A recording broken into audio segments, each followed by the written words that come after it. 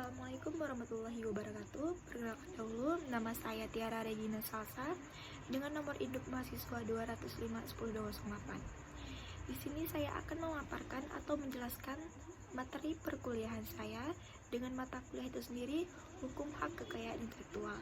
Di sini saya akan menjelaskan 9 topik perkuliahan, dimulai dengan topik yang keempat, yaitu hak penyanyi dan produser rekaman.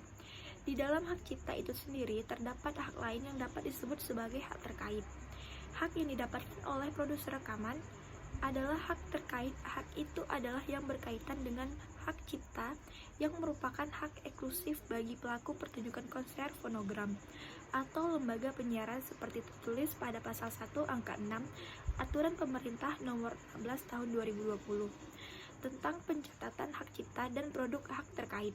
Yang dimaksud sebagai produk hak terkait adalah setiap hasil karya yang berupa karya pertunjukan, karya rekaman, atau karya siaran.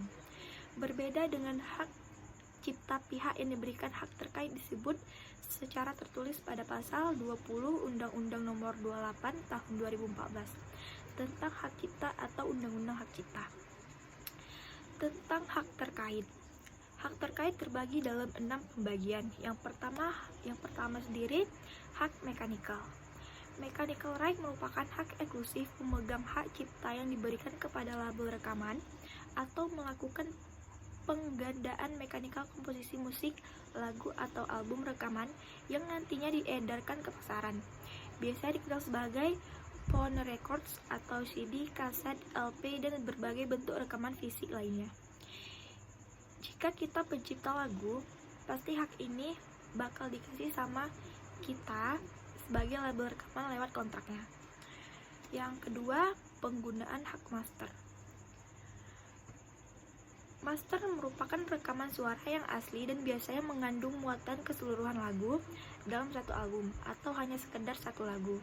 Contohnya, kita buat lagu dan dapat hak cipta, maka ada 2 hak cipta di dalamnya, hak mekanikal dan hak penggunaan master. Nah, hak penggunaan master ini biasanya dipegang sama label rekaman atau studio rekaman karena mereka adalah pihak yang melakukan mastering. Maka harus dapat lisensi dulu dari mereka sesuai dengan kontrak buat menjual lagu itu ke pasaran. Kecuali kita lakuin mastering sendiri, maka otomatis penggunaan master bisa kita miliki.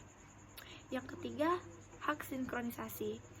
Synchronization right merupakan hak eksklusif yang dimiliki pemegang hak cipta untuk mengeluarkan lisensi atau karya musik yang diciptakannya untuk digunakan dalam tayangan audiovisual seperti film, program TV, iklan komersial, termasuk di radio TV dan tayangan pesawat di pesawat terbang.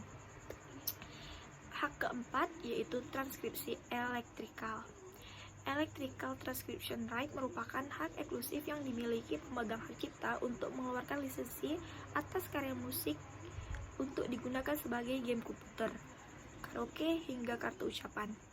Nominal yang dibayarkan hak atas hak ini tergantung negosiasi pribadi dengan pemegang hak cipta. Hak kelima yaitu hak cetak. Print right merupakan hak eksklusif yang dimiliki pemegang hak cipta untuk mengeluarkan izin mencetak karya musik ke dalam bentuk buku, majalah, atau materi cetakan lainnya. Jika sebuah penerbit buku ingin mencetak buku, notasi chord, musik dari lagu-lagu yang telah diciptakan oleh band, maka mereka harus mendapatkan lisensinya terlebih dahulu dari pemegang cipta di dalam band tersebut. Dan yang keenam, hak grant right merupakan hak eksklusif yang dimiliki pemegang hak eksklusif yang dimiliki hak cipta untuk mengeluarkan izin atas karya musik untuk musik yang digunakan dalam pertunjukan drama, teater, atau opera. Pertunjukan drama musikal mencakup pula kostum, adegan, atau jalan cerita. Acting yang menggunakan lirik lagu atau pertunjukan seperti yang terjadi dalam musik Broadway. Dilanjutkan topik yang kelima, ekspresi budaya tradisional. Ekspresi budaya tradisional merupakan cara hidup bangsa Indonesia yang mengajarkan tradisi, kearifan, nilai-nilai, pengetahuan komunal yang dikemas dan diturunkan kepada anak cucu melalui hikayat, legenda, kesenian, dan upacara yang berangsur-angsur membentuk norma sosial dan tata hidup bangsa Indonesia. Perlindungan atas budaya tradisional menjadi sangat penting akhir-akhir ini. karena munculnya klaim dari pihak lain atas kebudayaan ini. Hal ini diperburuk dengan tiadanya regulasi yang mengatur mengenai perlindungan hukum terhadap ekspresi budaya tradisional tersebut. Penelitian hukum yang diselenggarakan untuk memberikan perlindungan terhadap ekspresi budaya tradisional tersebut sangat penting, terutama untuk mensosialisasikan dan memasyarakatkan pentingnya perlindungan hukum terhadap hasil karya masyarakat asli daerah. Kebijakan lain yang penting juga dilakukan adalah apakah merevisi undang-undang hak cipta yang selama ini kurang mengakomodir dengan jelasan perlindungan ekspresi budaya tradisional, atau membuat undang-undang baru yang khusus mengatur mengenai ekspresi budaya tradisional tersebut, yakni Rancangan Undang-Undang tentang Perlindungan dan Pemanfaatan Kekayaan Intelektual, Pengetahuan Tradisional Ekspresi Budaya Tradisional. Ketentuan pasal 21 ayat 1 dalam Raperda tersebut dikatakan bahwa pemerintah daerah memberikan perlindungan atas kebudayaan daerah, meliputi A. Ekspresi budaya tradisional yang pertama yaitu verbal tekstual, baik lisan maupun tulisan yang berbentuk prosa maupun puisi dalam berbagai tema dan kandungan isi pesan yang dapat berupa karya susastra atau narasi informatif termasuk cerita rakyat dan puisi rakyat. Yang kedua, musik mencakup vokal seperti instrumental atau kombinasinya berupa lagu-lagu rakyat dan musik instrumen tradisional. Dan yang ketiga, upacara adat termasuk pembuatan alat dan bahan. Yang keempat, pakaian adat. Yang kelima, gerak mencakup tarian, bela diri, permainan tradisional. Yang keenam, teater mencakup pertunjukan wayang dan sandiwara rakyat. Yang ketujuh, benda pusaka. Yang ke-8, seni rupa, baik dalam bentuk 2 dimensi maupun 3 dimensi, yang terbuat dari berbagai macam bahan seperti kulit, kayu, bambu, logam, batu, keramik, kertas, tekstil, atau kombinasinya berupa lukisan, gambar, ukir-ukiran, pahatan, mozaik, perhiasan, kerajinan tangan, instrumen musik, serta tekstil dan produk tekstil tradisional. Yang terakhir, yang ke-9, yaitu makanan tradisional. Pada intinya, permasalahan yang timbul adalah kesulitannya menentukan unsur budaya mana yang masuk ke dalam budaya asli suatu daerah, serta yang lebih penting adalah upaya-upaya perlindungan hukum terhadap unsur-unsur ekspresi budaya tradisional tersebut. Baiklah, dilanjutkan dengan topik yang ketujuh, yaitu hak merek.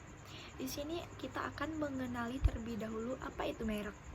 Merek secara umum dapat diartikan sebagai simbol, bentuk simbol, bisa berbentuk kata, gambar, dan warna, dan susunan warna dikombinasikan dari banyak unsur sebagai pembeda dengan produk dagangan milik orang lain. Sementara yang dimaksud dengan merek dagang adalah simbol atau merek yang diperdagangkan, yang mana mereka tersebut sudah terdaftar di badan hukum sebagai bentuk merek paten dari produk tertentu. Jika produk lain yang menggunakan merek tersebut dapat dikenakan aturan hukum. Pengertian hak merek tersendiri ialah hak merek adalah hak eksklusif yang diperuntukkan untuk para pemilik produk, barang atau jasa sesuai dengan jenis dan kelas. Setiap perusahaan yang memiliki produk, barang atau jasa memiliki kebebasan untuk membuat merek mereka untuk kepentingan komersial, asalkan mereka tersebut tidak menyerupai atau menjiplak merek produk, barang, atau jasa orang lain. Jika terbukti menyerupai atau menjiplak merek orang lain dapat dikenai hukuman. Berlaku juga sebaliknya. Jika ada pihak lain yang menyerupai atau menjiplak logo yang sudah kita buat, maka pihak plagiat juga dapat diproses hukum. Dengan kata lain, hak merek sebagai upaya menjaga orisinalitas mereka yang miliki oleh produk atau orang tertentu. Dilanjutkan dengan topik yang ke-9, yaitu perlindungan hak merek tradisional. Secara umum, perlindungan hukum terhadap merek hanya diberikan kepada merek yang telah didaftarkan. Dengan didaftarkannya suatu merek, pemilik tersebut mendapatkan hak atas merek yang dilindungi. Oleh hukum perlindungan secara internasional, dibutuhkan terhadap merek suatu produk yang diperdagangkan melintasi batas-batas negara. Semakin banyak negara yang menjual merek tersebut, maka semakin banyak pula masyarakat yang mengetahui tentang merek tersebut. Dengan kata lain, merek tersebut telah mendapatkan reputasi yang tinggi. Perlindungan khusus terhadap Merek terkenal, bahwa merek terkenal memiliki keistimewaan sehingga berbeda dengan merek biasanya. Karena statusnya sebagai merek terkenal, maka ada hal yang dalam perlindungan khusus yang hanya dimiliki merek terkenal. Dengan kata lain, perlindungan ini tidak dimiliki oleh merek biasa, tetapi hanya dimiliki oleh merek terkenal. Dalam bagian berikut akan dijelaskan. Yang pertama, mencakup barang yang tidak sejenis. Perlindungan khusus terhadap merek terkenal menurut perjanjian internasional, salah satunya diatur dalam Agreement on Trade Related Export of Intellectual Property Rights, atau yang kita kenal dengan TRIPS Agreement. Perjanjian internasional ini sangat mempengaruhi Indonesia dalam memberikan perlindungan hukum, khususnya merek terkenal. Indonesia telah menjadi bagian perjanjian tersebut, sehingga memberikan konsekuensi kepada Indonesia bahwa ia menjalankan kewajiban internasionalnya. Berdasarkan pasal 16 ayat 3 TRIPS Agreement, terdapat keistimewaan terhadap merek terkenal, yaitu merupakan perluasan perlindungan hukum merek terkenal yang mengatur mengenai barang atau jasa tidak sejenis atau goods of service which are not similar, dengan mendasarkan kriteria pada adanya kesan ketertarikan yang erat antara barang yang menggunakan merek tersebut dengan produsennya, dan jika pemakaian atau pendaftaran oleh orang lain barang yang tidak sejenis dapat merugikan kepentingan pemilik merek terkenal. Dengan posisi Indonesia sebagai pihak TRIPS Agreement yang memiliki kewajiban memberikan jaminan perlindungan terhadap merek terkenal untuk barang tidak sejenis, perdagangan tidak akan berkembang dengan baik jika merek terkenal untuk barang tidak sejenis tidak mendapatkan perlindungan hukum yang memadai di suatu negara. Peniruan merek terkenal untuk barang tidak sejenis merugikan pemilik merek terkenal yang berdampak pada ketidakpercayaan pihak asing terhadap jaminan perlindungan merek terkenal yang diberikan oleh pemerintah Indonesia. Kita lanjut dengan topik ke-10, yaitu tentang hak paten. Apa itu hak paten? Paten adalah hak eksklusif yang diberikan oleh negara kepada investor berkat hasil invensinya di bidang teknologi dalam kurun waktu tertentu, menjalankan sendiri invensi tersebut, atau menyetujui kepada pihak lain untuk menjalankannya. Unsur utama dari paten adalah invensi. Invensi itu sendiri merupakan ide investor yang diwujudkan ke dalam suatu aktivitas pemecahan masalah secara khusus di bidang teknologi berupa produk atau proses, atau penyempurnaan dan pengembangan produk atau proses. Dasar hukum hak paten. Pemerintah telah mengatur undang-undang hak paten, antara lain Undang-Undang Nomor 13 Tahun 2016 tentang paten atau Undang-Undang Hak Paten, yang mencabut peraturan sebelumnya, yaitu Undang-Undang Nomor 14 Tahun 2001 tentang paten. Jenis-jenis paten terdapat dua, yaitu paten dan paten sederhana. Paten atas invensi. Jenis ini dapat diberikan jika invensi tersebut merupakan invensi yang baru, mengandung langkah investif dan dapat diaplikasikan dalam dunia industri. Paten sederhana atas invensi. Jenis ini diberikan jika invensi tersebut tidak mengandung langkah inventif, tetapi cukup dengan pengembangan produk atau proses yang telah ada. Masa berlaku hak paten. Untuk masa berlaku paten, tergantung jenis patennya, terdiri dari yang pertama yaitu paten invensi. Untuk paten ini mempunyai masa berlaku 20 tahun terhitung sejak tanggal diterimanya permohonan paten oleh pemerintah. Yang kedua yaitu paten sederhana atas invensi. Untuk paten sederhana memiliki masa yang berlaku 10 tahun terhitung sejak tanggal diterimanya permohonan paten oleh pemerintah. Kedua jenis paten tersebut tidak dapat diperpanjang. Perbedaan hak paten dan hak cipta. Perbedaannya bisa kita lihat dari perbedaan prinsip yang dianut oleh kedua tersebut. Hak paten menganut prinsip first to file. Ini artinya dalam paten siapapun mendaftarkannya invensinya lebih dahulu akan mendapat hak paten. Sedangkan hak cipta menganut prinsip deklaratif. Ini artinya hak ini seseorang dapat secara otomatis ketika pencipta membuat ciptaannya tanpa harus mendaftarkan ciptaan tersebut. Namun dalam praktiknya kita sebaiknya mendaftarkan hasil karya yang kita ciptakan. Baik, dilanjutkan dengan topik yang 11, yaitu pengalihan paten dan lisensi paten. Pengalihan hak paten dan lisensi. Pengalihan hak paten berbeda dengan lisensi yang dilakukan dalam berbentuk perjanjian lisensi. Pengalihan hak paten sebagaimana diatur dalam pasal 74 ayat 1 Undang-Undang Nomor 13 Tahun 2016 tentang paten atau Undang-Undang Paten dapat beralih atau dialihkan baik seluruhnya maupun sebagian karena yang pertama yaitu pewarisan, yang kedua hibah, yang ketiga wasiat, yang keempat wakaf, yang kelima perjanjian tertulis, atau yang keenam sebab lain yang dibenarkan berdasarkan ketentuan peraturan perundang-undangan. Pengalihan hak paten harus disertai dokumen asli paten berikut hak lain yang berkaitan dengan paten. Segala bentuk pengalihan hak paten harus dicatat dan diumumkan dengan dikenai biaya. Lisensi sendiri adalah izin yang diberikan oleh pemegang paten, baik yang bersifat eksklusif maupun non-eksklusif, kepada penerima lisensi berdasarkan perjanjian tertulis untuk menggunakan paten yang masih dilindungi dalam jangka waktu dan syarat tertentu.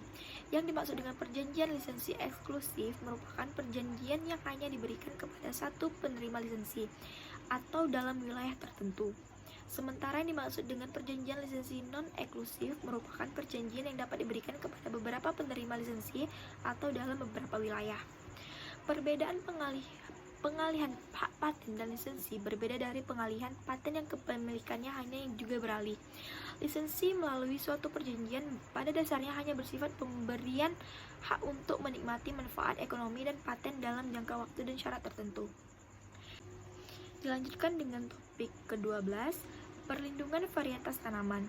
Hak perlindungan varietas tanaman atau PVT adalah hak yang diberikan kepada pemulia atau pemegang hak PVT untuk menggunakan sendiri varietas hasil pemuliaannya untuk memberi persetujuan kepada orang atau badan hukum lain untuk menggunakan selama waktu tertentu. Pasal 1 ayat 2 Undang-Undang Nomor 29 Tahun 2000 tentang perlindungan varietas tanaman. Dengan demikian, perlindungan diberikan terhadap varietas tanaman yang dihasilkan oleh pemulia tanaman melalui kegiatan pemuliaan tanaman. PVT ini merupakan jawaban dari alternatif perlindungan terhadap tanaman yang diberikan oleh TRIPS. Lingkup PVT sendiri, yang pertama, varietas yang diberikan dan tidak diberi PVT. PVT diberikan kepada varietas dari jenis atau spesies tanaman yang baru, unik, seragam, stabil, dan diberi nama. Suatu varietas dianggap baru apabila pada saat penerimaan permohonan hak PVT, bahan perbanyak atau hasil panen dari varietas tersebut belum pernah diperdagangkan di Indonesia atau sudah diperdagangkan tetapi tidak lebih dari setahun, atau telah diperdagangkan di luar negeri tidak lebih dari 4 tahun untuk tanaman semusim dan 6 tahun untuk tanaman tahunan. Sedangkan kriteria varietas dianggap unik apabila varietas tersebut dapat dibedakan secara jelas dengan varietas lainnya yang keberadaan sudah diketahui secara umum pada penerimaan permohonan hak PVT. Varietas dianggap seragam apabila sifat-sifat utama atau penting pada varietas tersebut terbukti seragam meskipun bervariasi sebagai akibat dari cara dan lingkungan yang berbeda-beda. Sedangkan suatu varietas dianggap stabil apabila sifat-sifatnya tidak mengalami perubahan setelah ditanam berulang-ulang atau untuk yang diperbanyak melalui siklus perbanyak khusus, tidak mengalami perubahan pada setiap akhir siklus tersebut. B. Pemegang hak PVT. Sesuai dengan pasal Undang-Undang PVT, pemegang hak PVT adalah pemulia atau orang atau badan hukum atau pihak lain yang menerima lebih lanjut hak PVT dari pemegang hak PVT sebelumnya. Jika suatu varietas dihasilkan berdasarkan perjanjian kerja, maka pihak yang memberi perjanjian itu adalah pemegang hak PVT, kecuali di perjanjian lain antara kedua pihak dengan tidak mengurangi hak pemulia. Dan yang C, hak dan kewajiban pemegang hak PVT. Hak yang diperoleh pemegang PVT adalah hak untuk menggunakan dan memberikan persetujuan kepada orang atau badan hukum lain untuk menggunakan varietas berupa benih dan hasil panen digunakan untuk propagasi. Pemegang hak PVT juga mempunyai kewajiban sebagai berikut. Yang pertama, melakukan hak PVT-nya di Indonesia. Yang kedua, membayar biaya tahunan PVT. Yang ketiga, menyediakan dan menunjukkan contoh benih varietas yang telah mendapatkan hak PVT di Indonesia. Hak pemulia yang menghasilkan varietas mempunyai dua hak, yaitu hak ekonomi dan hak moral. Secara ekonomi, sesuai dengan pasal 8 Undang-Undang PVT, pemulia yang menghasilkan varietas berhak memperoleh imbalan yang layak dengan memperhatikan manfaat ekonomi yang diperoleh dari varietas tersebut. Secara normal, pemulia yang menghasilkan varietas berhak namanya tetap dicantumkan dalam sertifikat pemberian PVT. Topik yang ke-13 yaitu dasar hukum rahasia dagang dan perlindungan rahasia dagang. Seperti yang disebutkan dalam pasal 1 Undang-Undang Rahasia Dagang atau Undang-Undang Nomor 30 Tahun 2000. Rahasia dagang adalah informasi yang tidak diketahui oleh umum di bidang teknologi atau bisnis, mempunyai nilai ekonomi karena berguna dalam kegiatan usaha, dan dijaga kerahasiaannya oleh pemilik rahasia dagang. Lingkup rahasia dagang. Dalam pasal 2 Undang-Undang Rahasia Dagang dijelaskan lebih lanjut bahwa lingkup perlindungan rahasia dagang adalah metode produksi, metode pengolahan, metode penjualan atau informasi lain di bidang teknologi atau bisnis yang memiliki nilai ekonomi dan tidak diketahui masyarakat umum. Rezim HKI ini merupakan salah satu cara yang tepat untuk melindungi ide selain paten. Konsep perlindungan hak rahasia dagang sebagaimana hak kekayaan intelektual lainnya adalah melindungi hak milik dari tindakan orang lain yang mempergunakannya tanpa hak. Sebagaimana kita ketahui bahwa rahasia dagang adalah informasi yang tidak diketahui secara umum atau diketahui secara terbatas oleh pihak-pihak tertentu tentang hal-hal yang menyangkut dagang. Informasi dagang ini perlu diproteksi kerahasiaannya karena yang pertama yaitu secara moral memberikan penghargaan kepada pihak yang menemukannya. Yang kedua, secara materi memberikan insentif. Perlindungan rahasia dagang diberikan apabila suatu informasi dianggap bersifat rahasia. Rahasia artinya suatu informasi yang tidak diketahui secara umum. Informasi dianggap dijaga kerahasiaannya apabila pemilik atau para pihak yang menguasai telah melakukan langkah-langkah yang layak dan patut. Layak dan patut adalah semua langkah yang memuat ukuran kewajaran, kelayakan dan kepatutan yang harus dilakukan. Misalnya dalam suatu perusahaan ada prosedur baku cara penyimpan arsip-arsip yang dirahasiakan. Dilanjutkan dengan topik ke-14, dasar hukum desain industri dan perlindungan desain industri. Dasar hukum Undang-Undang Nomor 31 Tahun 2000 tentang desain industri adalah Pasal 5 ayat 1, Pasal 20 dan Pasal 33 Undang-Undang Dasar Negara Republik Indonesia tahun 1945. Undang-Undang Nomor 17 1994 tentang pengesahan Agreement Establishing dan the World Trade Organization atau Persetujuan Pembentukan Organisasi Perdagangan Dunia. Lembaga Negara Republik Indonesia tahun 1994 Nomor 57 tambahan Lembaran Negara Republik Indonesia Nomor 3564. Desain industri adalah suatu kreasi tentang bentuk, konfigurasi atau komposisi garis atau warna atau garis dan warna atau gabungan daripada yang berbentuk 3 dimensi atau 2 dimensi yang memberikan kesan estetis dan dapat diwujudkan dalam pola 3 dimensi atau 2 dimensi serta dapat dipakai untuk menghasilkan suatu produk, barang, komoditas industri atau kerajinan tangan. Pendesain adalah seorang atau beberapa orang yang menghasilkan hal ini dalam proses pendaftarannya. Seperti juga paten, dilakukan pemeriksaan oleh pemeriksa, sedangkan hak cipta tidak menerapkan sistem pemeriksaan. Perlindungan hukum yang diberikan terhadap hak desain industri dimaksud untuk merangsang aktivitas kreatif dari pendesain untuk terus-menerus menciptakan desain baru, dalam rangka perwujudan iklim yang mampu mendorong semangat terciptanya desain-desain baru dan sekaligus memberikan perlindungan hukum. Itulah ketentuan desain industri disusun dalam undang-undang ini. Perlindungan hak desain industri diberikan oleh negara Republik Indonesia apabila diminta melalui prosedur pendaftaran oleh pendesain ataupun badan hukum yang berhak atas desain industri tersebut.